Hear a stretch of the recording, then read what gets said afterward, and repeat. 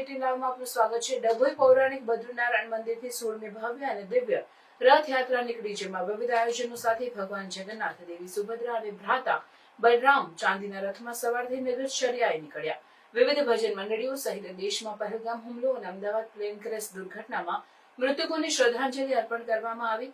સાથે ભગવાનનું રથ વિવિધ વિસ્તારોમાં ફરતા ભક્તોએ ભાવભર્યું સ્વાગત કરી પુષ્પ વર્ષા સાથે ભગવાનના દર્શન કરી ધન્યતા અનુભવી હતી।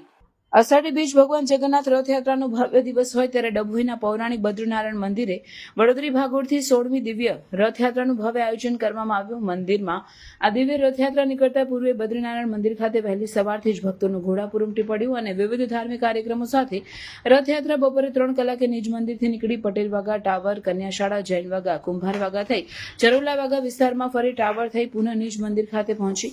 આ રથયાત્રાનું પ્રથમ મંદિર પરિસરમાં ચાંદીના રથમાં બિરાજમાન ભગવાન જગન્નાથ, દેવી સુભદ્રા અને ભ્રાતા બલરામને રથમાં સવાર કરી મંદિર પરિસરમાં ભ્રમણ કરાવી નગરચર્યા માટે ડભોઈ ધારાસભ્ય શૈલેષભાઈ મહેતા દ્વારા પ્રસ્થાન કરાવાયું હતું।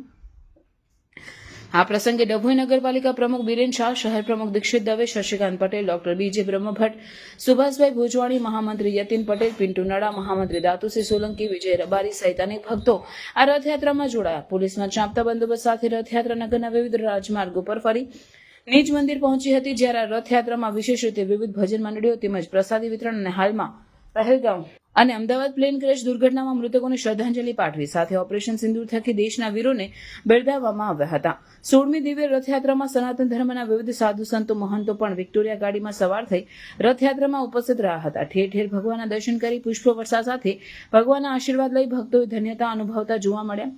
વિવિધ વેશભૂષા ધારણ કરેલ બાળકોને હનુમાનજીની વેશભૂષા ધારણ કરેલ યુવકે તેમજ આદિવાસી લોકનૃત્યકારોએ રથયાત્રામાં ભારે આકર્ષણ જમાવ્યું હતું।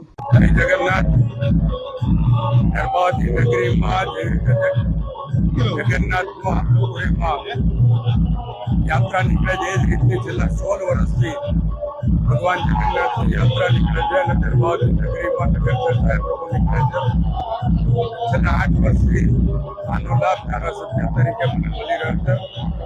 દરબારની નગરી પર ભગવાન જગન્નાથની કૃપા વરસતી રહે, દરબારથી વિધાનસભાના નાગરિકો પણ વરસતી રહે એ ભગવાન પાસે પ્રાર્થના કરું છું।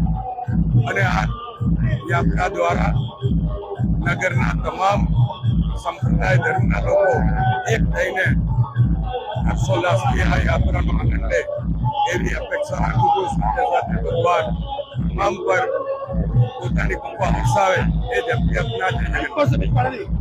बद्रीनारायण मंदिर लगभग 2009 से यह कार्यक्रम चालू है। भव्य रथ यात्रा जो जगन्नाथपुरी में निकलती है उसी तरह से गर्भावती नगरी में निकल रही है और लगभग 16वां वर्ष है और बहुत धूमधाम से यात्रा भगवान जगन्नाथ जी की निकलती है, जिसमें अयोध्या, वृंदावन तथा तिरुपति तथा मैसूर आदि से संत लोग भी पधारे हैं। इन सब संतों का स्वागत, इन सब संतों का प्रवचन एवं अभिषेक प्रातः काल हुआ। भगवान दूध दही आदि से स्नान किए और खूब भगवान आनंद में जब गर्भावती नगरी में घूमने जा रहे हैं। धन्यवाद।